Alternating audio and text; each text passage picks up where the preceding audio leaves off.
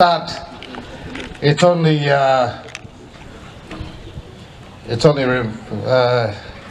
it'll only be 30 seconds of our time to have silence for people that have left before us, people that were part of this project, people that were instrumental in starting this project, and people that were mentors of mine and people that I followed, that followed me through the 2017 elections, and I'm not here to see what we have achieved for them. People like Isoli Winawana, Julius Kiep Gugu, Bernard Lucara, Bosco, Ron Cook, Henry Okole. All these people were part of a greater team that we are finally coming today to see the fruition of what they achieved. So we just held 30 seconds of respect for them. I'll get a manzana, please.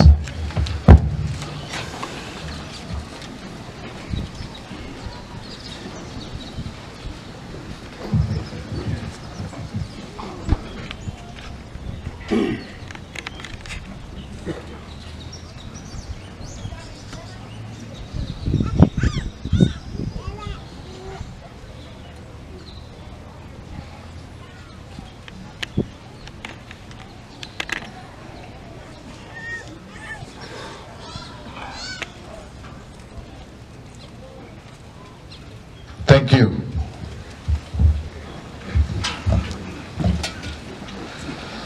The Honorable Prime Minister, the Honorable James Marape, the Honorable William Duma, and leader of the United Resource Party, the Honorable John Rosso, the Honorable Governor, the Honorable Nakikus Konga, our Grand Chief, Sinai Brown, Provincial Administrator Wilson Matawa, District Administrator Hubert Wangun, Deputy District Administrator John Wartovo and his team, Gazzele DDA board members, presidents of Gazzele, presidents of East New Britain, and especially the ward members of Gazzele, Chairman and CEO of East New Britain Development Corporation, Secretary for Lands, and the people of Gazzele. Today is a very significant day in our lives. Today, we take back Eastern Britain and push it forward to become an economy producing primary agriculture products, exports to overseas markets. Today is that beginning.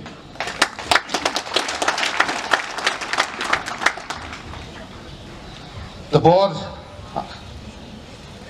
under the chairmanship of Smile Manicot, very experienced East New Britain, Papua New Guinean, in all forms, as he said, in all sectors of government and in business. We were very lucky to attain his services to carry on the work that was set before us by the Honorable Bernard Lucara, the late Bernard Lucara, the late Henry Okole, the late Ron Cook, all these people that have left us, and now Chairman has taken it upon himself to bring us forward. Traditionally in our societies, we're self-reliant, providing for all their daily needs.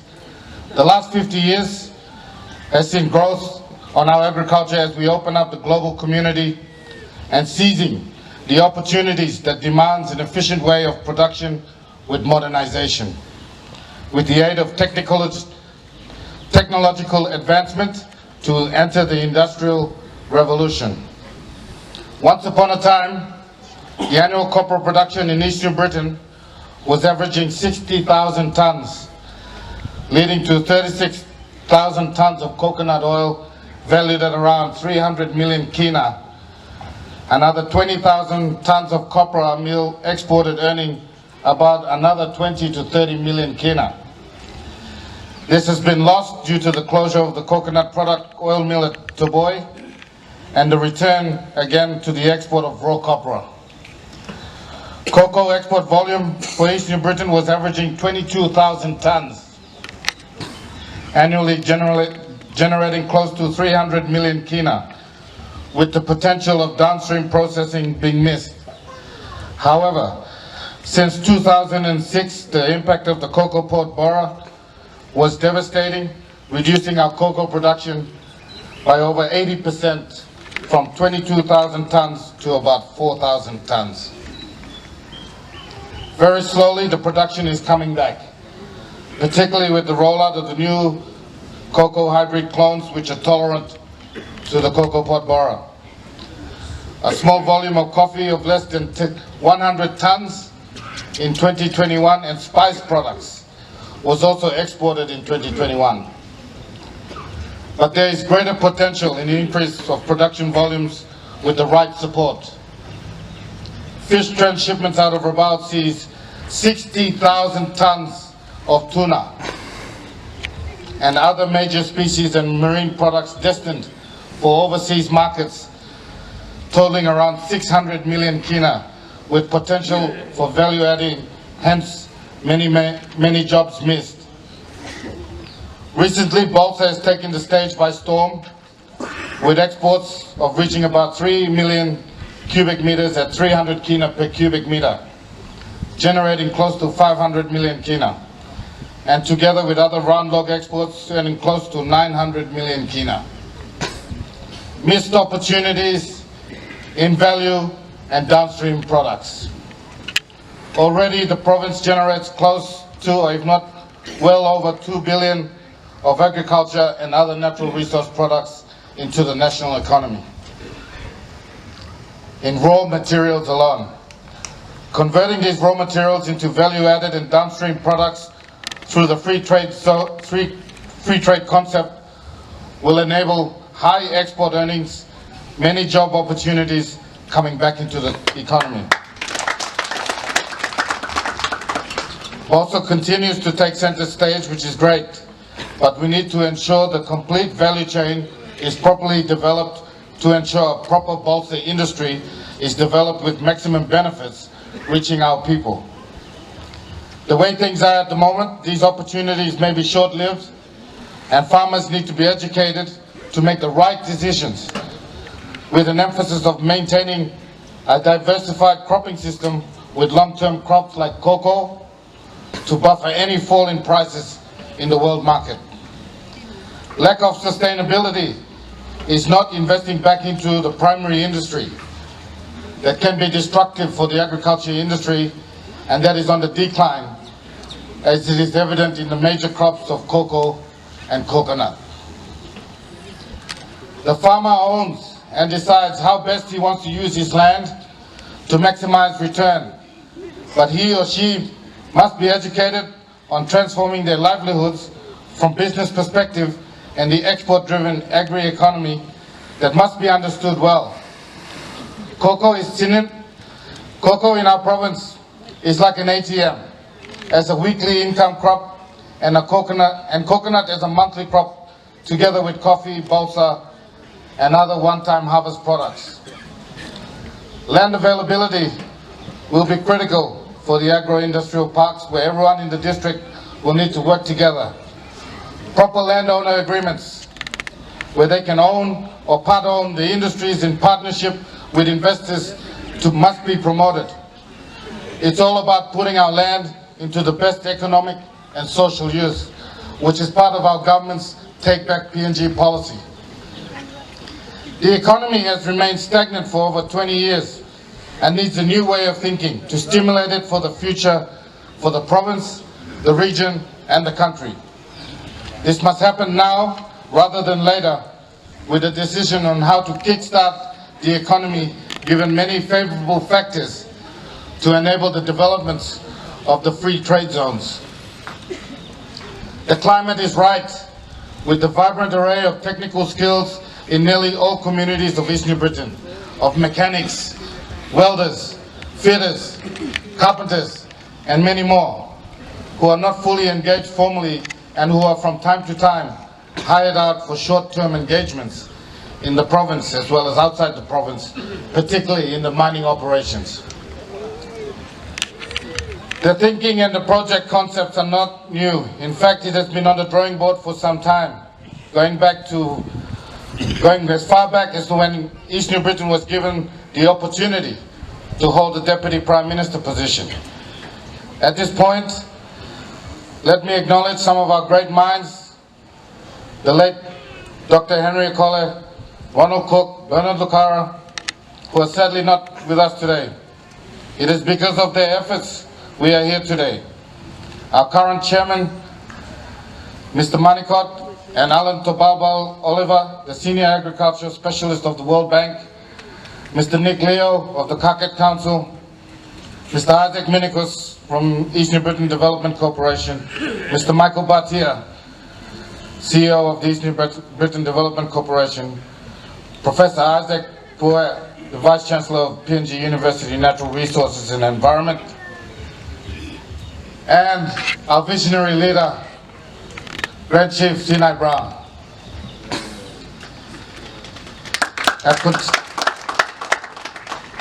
These people now have continued to pursue the dialogue and the eventual fruition of this project. It is inherent upon the leaders of the day to explore ways on how to kickstart the economy, and this initiative is a great one for our people that will employ many people with an initial 3,000 earmarked for the start of the project. Let's connect our people. We have the veneer mill factory under construction in Lassel Bay. Prime Minister, by June we will have the first line of the veneer open and we will be exporting by July.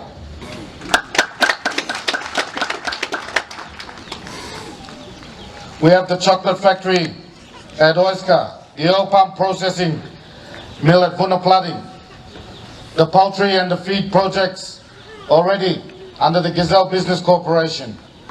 But we also need to connect with our state-of-the-art coffee processing mill at Kabakau in the Kokopo district.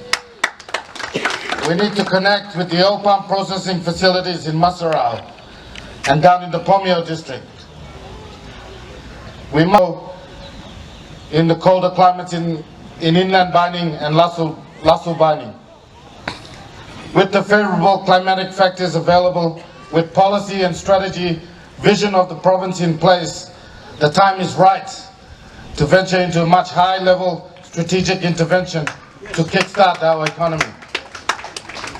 Together with the experience and exposure of the agro-manufacturing industry in Eastern Britain, having glimpsed of the high demand for high value-added secondary products of white copra, virgin coconut oil and cocoa manufactured products, animal feed production, crude palm oil, processed coffee and balsa products exports provides the building block of venturing the FTZ concept. This will incentivize additional investments, however only mini-scale and not being able to meet substantial demand of overseas market.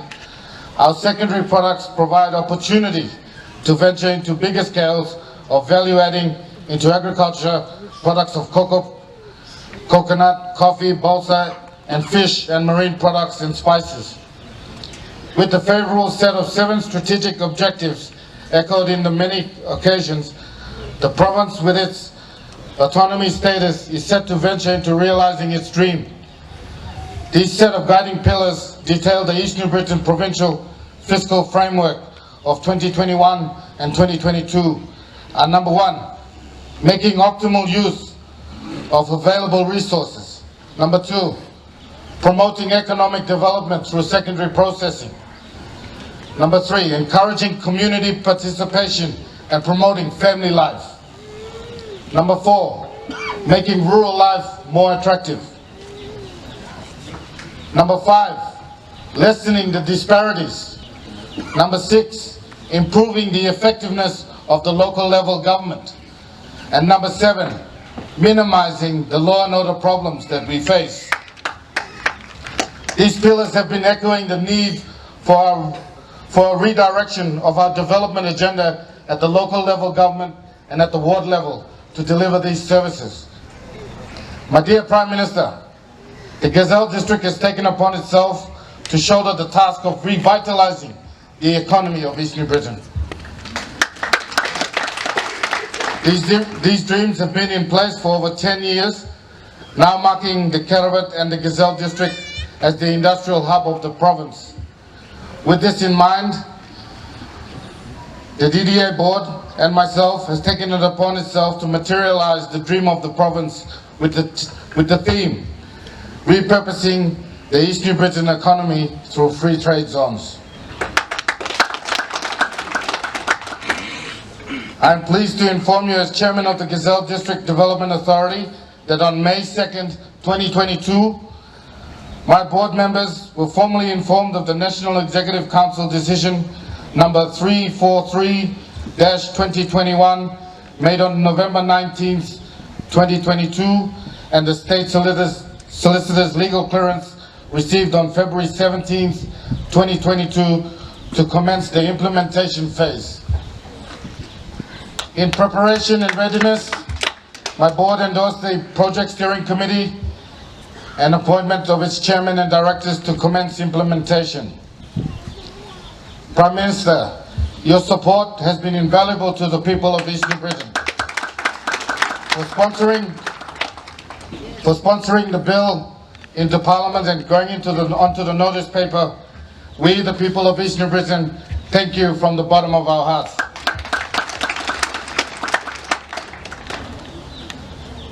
There's the reason why the party leader and the State Enterprises Minister is here as well. With the free trade zone, it emphasizes on state-owned enterprise within the district, within the trade zones, to ensure that when foreign or even if our local people want to participate, we do not have to go to Port Moresby to get all the licenses and all the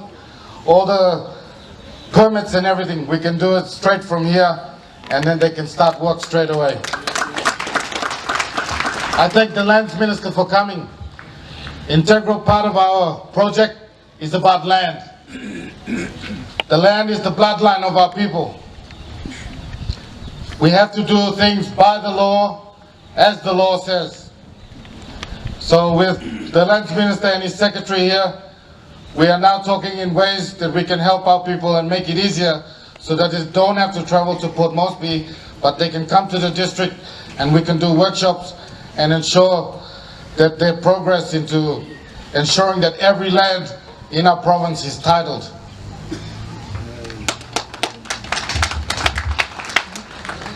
I conclude by saying to my people, we can no longer be consumed by our petty differences. We must be united in our common interest for these projects. It is for the greater East New Britain, and the greater East New Britain means the greater New Guinea Islands region. A greater New Guinea Islands region will play an integral part in a greater unified Papua New Guinea. This initiative will greatly contribute towards enabling the new proposed binding electorate and can be supported economically. This is because the proposed Gazzele Agriculture Industry Special Economic Zone will encompass both the Greater Gazzele and the proposed new binding electorate. Again, Prime Minister, Minister Duma, Minister Rosso, Governor, Chief Sinai Brown, Presidents, Board members and people of Gazzele. This historical event, there's never been two projects that has been passed by a government for a province in the same paper. And this is the start of economic recovery